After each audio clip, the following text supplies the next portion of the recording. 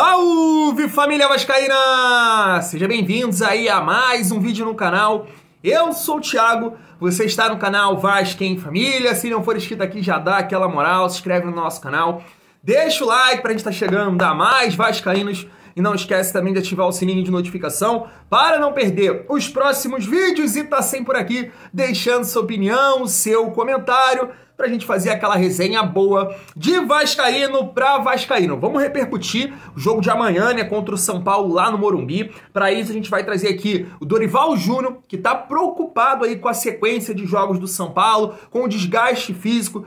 Perdeu um jogador importante na partida contra o Sport na Copa do Brasil, que é o zagueiro Arboleda. Então a gente vai trazer essa fala dele aqui para falar um pouco mais sobre esse confronto. Quero trazer aqui também um cara que eu gosto muito, sempre falo aqui que ele é o melhor comentarista de Vasco da Gama, que é o De Aranha, e basicamente disse que Rodrigo não pode ser titular no Vasco e que Alex Teixeira e Pedro Raul não têm condições de jogar os dois juntos. Eu quero trazer essas duas declarações aqui do De Aranha pra gente trocar uma ideia, já pensando no confronto de sábado, porque a gente espera mudanças aí do Maurício Barbieri contra o São Paulo. Pediu desculpas, agora quero ver ele se desculpar dentro de campo. E falar também de reforços, né? Trazer aqui o jornalista Jorge Nicola, que já pipocou alguns nomes aí de possíveis reforços na próxima janela. A pergunta que fica é, depois das últimas notícias fora de campo, Vasco atrasando aqui, repassando dinheiro pro Andrei, será que tem dinheiro para contratar? Família vascaína. Mas antes, deixa eu falar aqui da minha parceira, a PagBet, que tá fechada com o canal Vasco em Família e tem um recado pra você. Liga só. Sua sorte fala mais alto com PagBet, seu novo site de apostas esportivas. Melhores cotações, saques rápidos via Pix e jogos ao vivo pra você se garantir nas apostas. PagBet, acertou, tá pago. É isso, PagBet está fechada com o canal Vasco em Família. Se você quiser conhecer a plataforma, é só clicar aqui no link que vai estar no primeiro comentário fixado, um cadastro sem burocracia. Se você tiver qualquer dúvida, vai ter um suporte lá para tirar todas as suas dúvidas 24 horas por dia. E você deve estar se perguntando o seguinte, Thiago, como eu começo na PagBet? Com quanto eu posso fazer minha primeira fezinha lá? Apenas R$1, depósito via Pix. Acertou? Tá pago, o Pix também rapidinho vai cair na sua conta e também vai estar dando uma moral aqui muito grande pro Thiago, pro nosso trabalho. PagBet tá confiando aqui no canal Vasco em Família, quem puder dar essa moral lá. Vamos seguir o nosso vídeo. O Vasco tá muito pressionado, né? Muito pressionado pro jogo de amanhã. Não dá para não dizer que o Vasco conquistou bons resultados, não atuações, né? Diante de Atlético, Palmeiras, Fluminense. Maurício Barbieri segurou muito nesses resultados. A cada coletiva que ele aparecia, ele falava sobre esses resultados. Só que diante de clubes que o Vasco deveria ganhar, adversários diretos, nesse momento, Bahia, Santos, Coritiba, o Vasco não conseguiu resultados. Então, depois de toda esse turbilhão, essa confusão aí das falas do Maurício Barbieri, a gente espera que o Vasco possa vir com mudanças e uma nova postura. Uma coletiva legal do Léo ontem disse que os jogadores estão fechados com o Maurício Barbieri e a gente espera ver isso amanhã, né? E o Vasco tem um longo jejum aí, né? Que não ganha do São Paulo lá no Morumbi. Interessante que eu só venho falando aqui, né, família vascaína, que esse elenco do Vasco, na minha visão, não sei na de vocês, é o melhor desde 2012. E por incrível que pareça, é o tempo aí que o Vasco não ganha do São Paulo lá, né? O Vasco teve 2 vitórias seguidas no Morumbi, que foi no Brasileirão de 2011. Ô época boa, hein? Ô época boa. O Vasco ganhou por 2-0 do São Paulo com gols de Éder Luiz e Maestro. Maluco, que época boa, hein, cara? Nossa senhora. E também no Brasileirão de 2012, o Vasco conquistou uma vitória lá no Morumbi por 1-0 com gol do Fagner, que hoje está lá no Corinthians, né, família vascaína. Mesmo a gente não está tão confiante aí devido às últimas atuações, Bahia, Santos, Coritiba, chegou o momento do Maurício Barbieri mostrar para que veio tentar algumas alternativas para que o Vasco possa performar melhor diante do São Paulo. E claro, aproveitar o fato de o São Paulo estar com vários compromissos aí, poder chegar desgastado, ter que poupar alguns jogadores importantes. E o Dorival Júnior falou sobre isso após a coletiva, após o jogo contra o Sport. Se liga só. O Arboleda preocupa? O exame inicial dele, sim. Porque ele ainda não está sabendo diferenciar algo muscular de uma câimbra muito forte que ele teve. Nós ficamos aqui na torcida para que seja apenas isso. Mas é um risco que a grande maioria dos jogadores estão correndo hoje, porque as condições de recuperação de uma partida para outra. Por isso que às vezes as pessoas não entendem, né? Temos que segurar um ou outro atleta, poupar atleta, né? Não é nem poupar aqui. O calendário não permite que tenhamos a todo momento os mesmos jogadores em campo, porque senão correremos um risco, ou de estarmos bem abaixo fisicamente do adversário, ou de uma possibilidade de lesão ampliada aí, em consequência, jogadores fora de combate por mais de meses. Então, esse cuidado todos nós teremos que ter, porque nós começaremos a partir de agora uma maratona ainda mais difícil e complicada.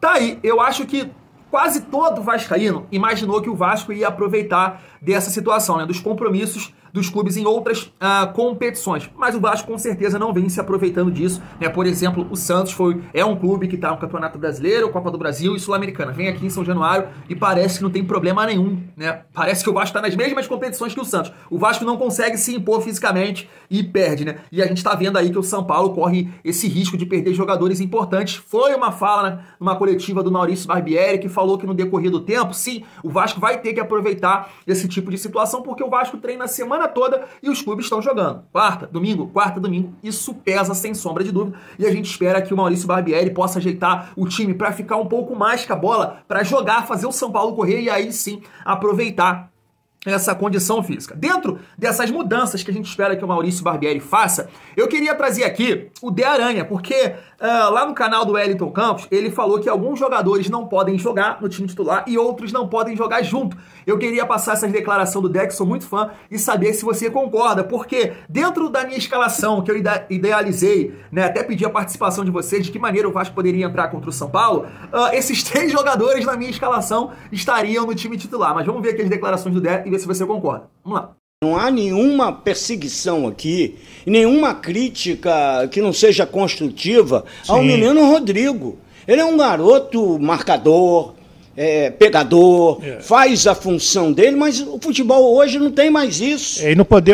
O meio-campo do Vasco não dá para o Rodrigo jogar, por enquanto. Bom reserva, fica lá. O jogo está ganhando, o Vasco está segurando, o Vasco está na frente. Se jogar fechadinho, ele entrou contra o Fluminense assim. Beleza. Agora, o time está malandro, a vaca está indo para o brejo, precisa de jogadores para jogar, aí não dá para contar com o Rodrigo.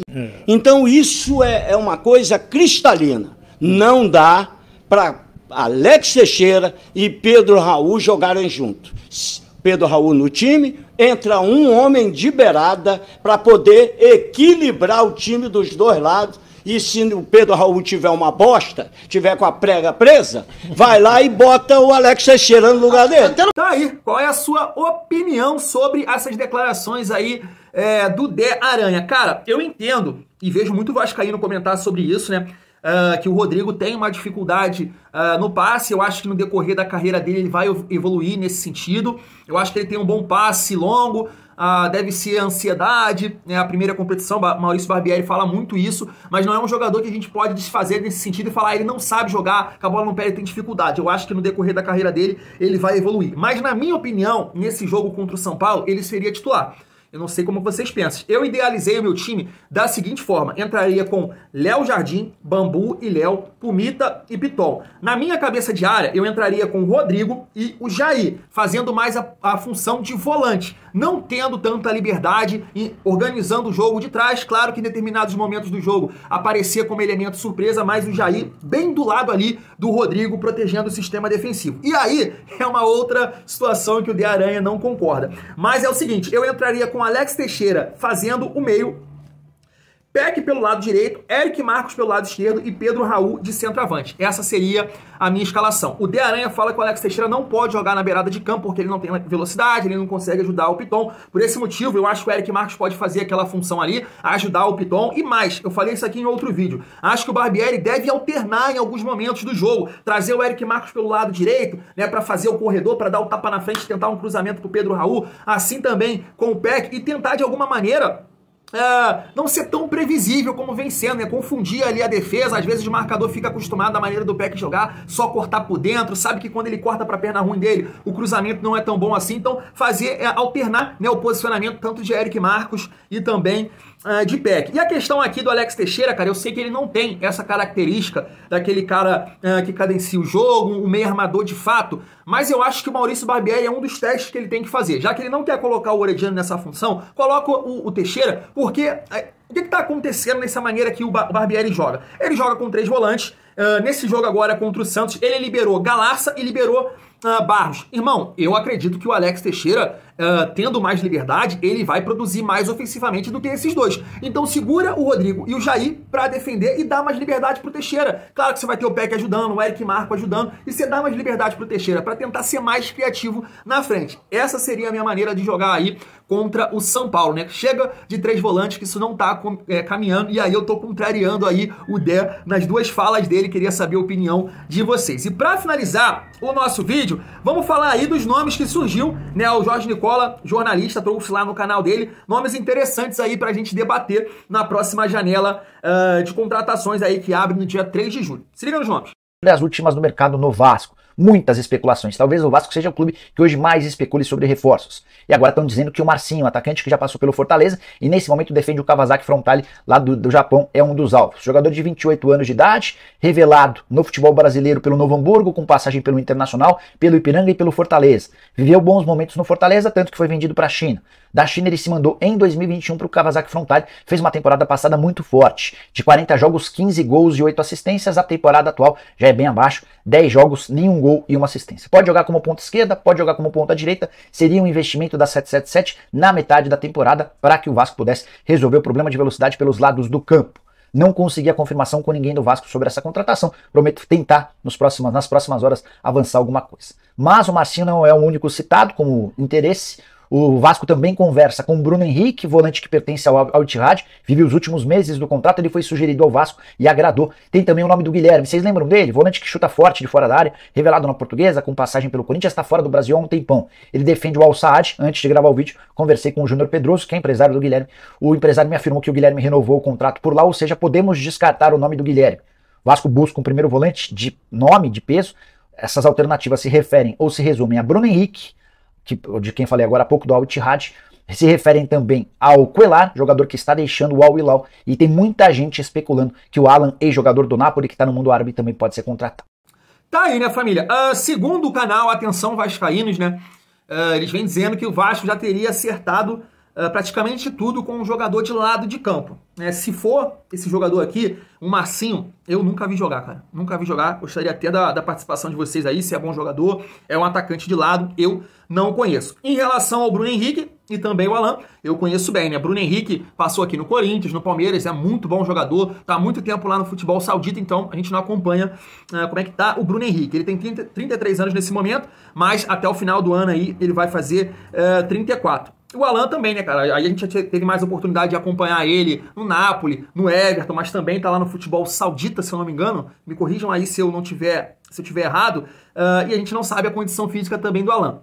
O que me chama a atenção é o seguinte, tanto o Alan quanto o Bruno Henrique, eu acho que joga na faixa de campo do Jair. Aí, por exemplo, não, Thiago, mas dá pra testar esses dois jogadores do lado do Jair. Né? O Jair faz de primeiro volante e dá mais liberdade para esse jogador, ou vice-versa. Né? Eu acho que, tecnicamente, você aumenta o nível do meio-campo do Vasco com a bola no pé. Acho que esses caras acrescentam demais, tanto o Alan quanto o Bruno Henrique. Agora, na parte física, sem a bola, eu tenho as minhas preocupações, mas tecnicamente são jogadores que com certeza aumentariam, né, o nível técnico do Vasco, apesar da idade. Mas só para finalizar o vídeo, porque essa questão de dinheiro aí, né, de tudo que foi prometido, a 77 tem dinheiro pra caramba, né, problema de fluxo de caixa, não repassa dinheiro do André, e a gente não sabe o que esperar de fato nessa segunda janela. Mas quando a gente vê essa notícia aí, né, que o Flamengo abre negociações com o De La Cruz, né, jogador do River Plate, com bastante experiência, né, nessa competição, né, Libertadores, e seria um jogador, eu acho que interessantíssimo, né? Fundamental para você ter no elenco. Um jogador que pode jogar pela beirada, jogador que pode fazer o meio-campo, seria interessante, né? E aí você pega aquela fala lá atrás que muito vascaíno acreditou do Josh, e aí você vê o seu rival reforçando mais o seu elenco, né? Eu sei, gente, eu sei que é um processo, eu sei disso tudo, mas, cara, era um jogador que valia a pena aí conversar, um investimento, mas a gente não sabe, né? Se tem dinheiro. Tem dinheiro ou não tem, né, Josh? Família vascaína, eu vou ficando por aqui. Tamo junto. E é muito bom ser Vasco.